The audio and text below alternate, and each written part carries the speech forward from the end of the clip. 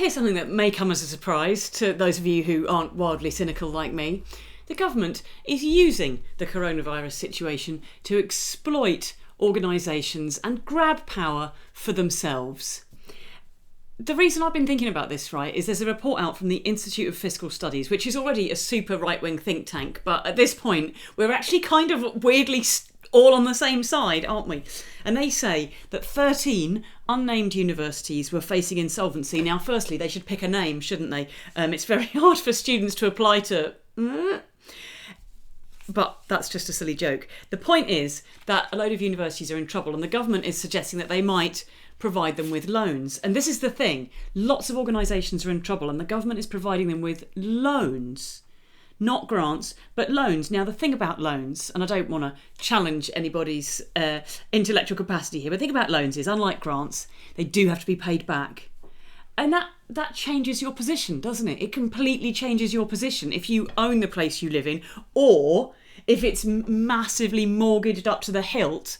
In one of those scenarios, you're living quite comfortably. In the other one, you are beholden to the bank day in and day out, and everything you own is at risk of being taken away. Bankruptcy is around the corner unless you are swimming upstream at full pelt.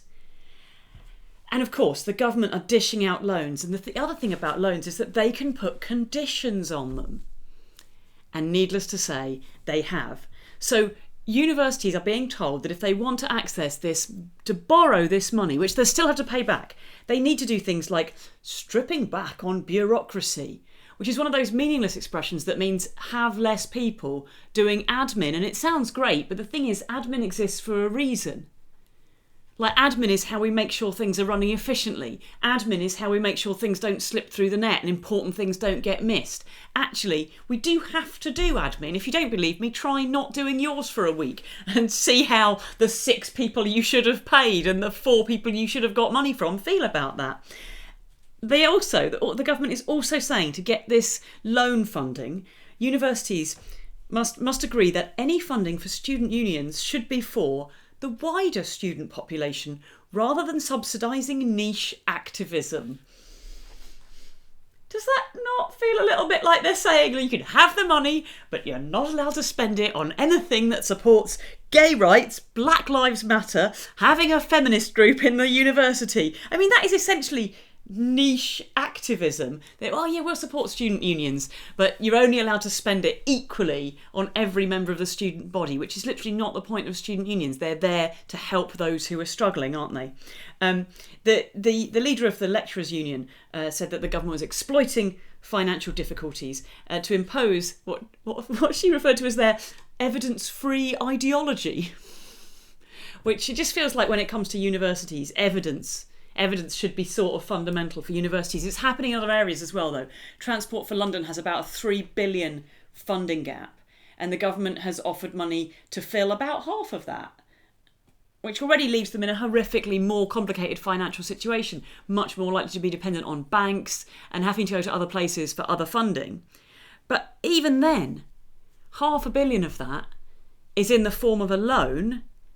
And it came with conditions, because again, it's about the government getting their grubby paws on things. And here are the conditions that TfL's loan included.